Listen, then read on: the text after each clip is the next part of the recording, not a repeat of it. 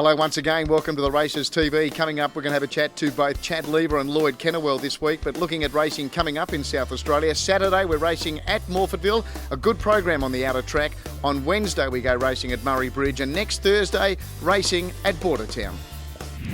Chad Lever with 4 rides on Saturday. We'll have a chat with Lloyd Kennewell about Silent G. Chad, the next of your rides will be race 5, number 8, Value As, and he'll probably be better suited when he gets over a bit further. Yeah, definitely, Terry. Looks like 1,050 is going to be too short for it. But stranger things have happened.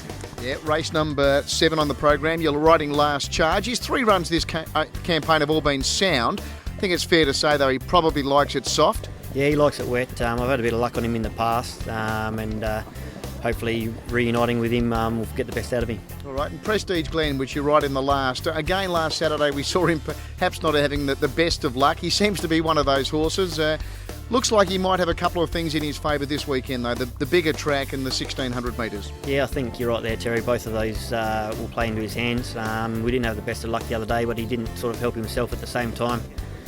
Travelled well in the run and drops a bit when it's time to go and try to push out. But yeah, the bigger track will definitely suit him in the mile, I think. It's right up his alley. I think he's still learning, obviously, it's fair to say, though, Chad? Yeah, he is. He does a fair bit wrong on the track at home, and he's too busy looking at everything else and not concentrating on what he should be doing. So once he puts it all together, I think you'll find he'll probably win a couple of these races in town. Well, the Kennewell team have had a great time in Brisbane in recent weeks. Lloyd Kennewell joining us. Lloyd, congratulations to yourself and your dad, Conservatorium and Realia last week, which must have been a real feather in your cap. Yeah, look, they're going terrific up there, Terry. We've had a really good carnival, and looks like we'll be going back to Brisbane next year, I think. Must have been a tough decision to pull the pin on Realia. There's another couple of races coming up which he could easily have run in. Not really. Look, at the end of the day, we want to try and get him to Perth if we can. I've got to sit down with Luke and nut it out this week before I go.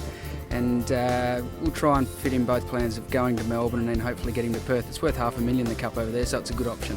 And Conservatorium, he's always had a lot of ability. He's obviously been difficult to train in the last 12 months or so, but you've got him right back at the top of his game.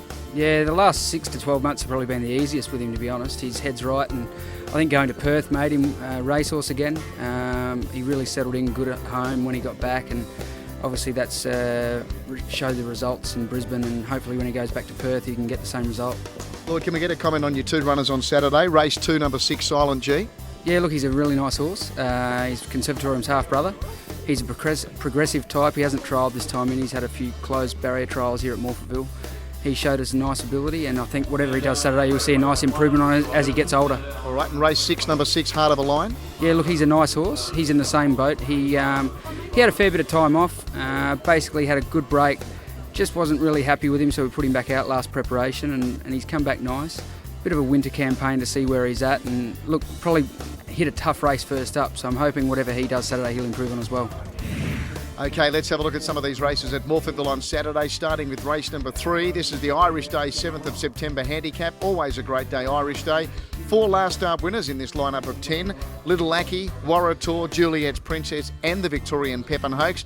That should be a very good betting race. Race number 4 on the program. Looking forward to this race for the fillies and mares. Quick Lover was most impressive, winning last start from the Richard Jolly stable, and Bouncing Beverly unbeaten in 2 starts for Dennis O'Leary. Peter Moody's nominated 2 from Victoria, Latika Rosa and Royal Scandal.